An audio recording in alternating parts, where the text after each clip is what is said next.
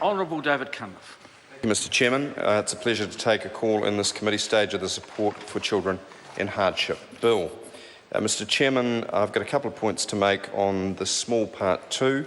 The first is one of construction and drafting. The second is a general point about its interface with student support and tertiary education. Firstly, it's a common feature of this debate that the government's moves here have been designed to give the impression of relief from poverty rather than necessarily being the best designed actual impact. And when we review the drafting of section 12 in part 2, we see partly how this smoke and mirrors is constructed. If I read from subsection 1, which inserts after section 303(3)(b), a new section 3BA, and people at home may have some interesting time trying to follow this. This relates to beneficiaries who are on a student allowance. It is designed to transfer the $25 a week increase to their allowances and to avoid double counting, which you might say is a reasonable aim. But the way this is drafted is just arcane, would be the nicest way to put it. So it says, despite subsection 3B, if any rate of student allowance is increased on 1 April 2016 by regulations A, not being the regulations required to be made under subsection 3B that come into force on 1 April 2016, which of course are regulations B, then A, regulations A comes into force immediately before regulation B. The adjustment in B, the adjustment to the rate of allowance required is to be made by regulations B as at the rate of 31 March 2016, and C, the amount by the rate of allowances increased by regulation A is added to the adjustment made by regulations B. Now, I'm sure everyone at home has followed that. It's complete gobbledygook, right? Now, it may be logically and semantically correct in that it does partition the time periods and applies the increase.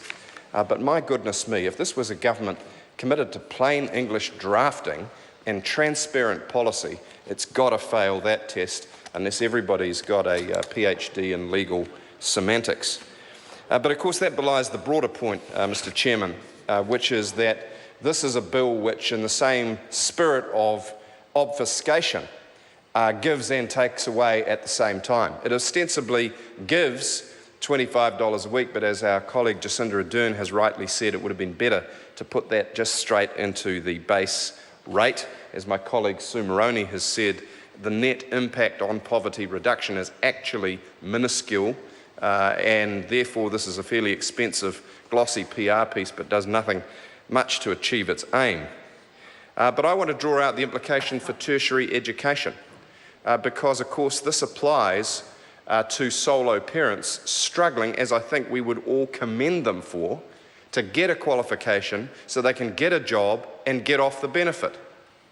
Now, the fact is that some 90% of children who are in severe hardship are in solo parent families, single income families, often beneficiaries. That's just the reality, because we all know that solo families are harder to afford. You've only got one income earner, but most of the same costs: the roof over your head, the groceries, and kids eat a lot, school fees, uniforms, project costs, you name it. Now, of course, you really need a computer to take to school, so those costs seem to be going up and up and up, and parents are finding it harder and harder and harder. So that's one thing. The second thing, Mr Chairman, is in terms of this application in part 2 to part-time students, there are going to be more people in that category, because we all know in terms of the future of work, as being studied by Labour's Future of Work Commission, that jobs are changing, that we're not going to see people with one career for the whole of their lives. We're going to see people with 5, 10, 15 different jobs,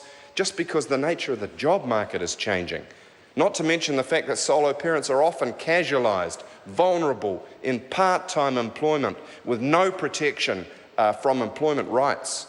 And the law changes under this government have made that so much worse. They've become so much more vulnerable. What's the government's answer to that problem? Well, it's right here, sir. It's right here.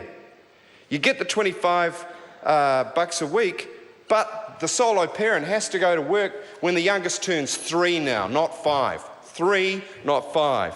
Mr Chairman, Mr Chairman. Dr. Parmjit Pamar. Thank you, Mr Chair, for the opportunity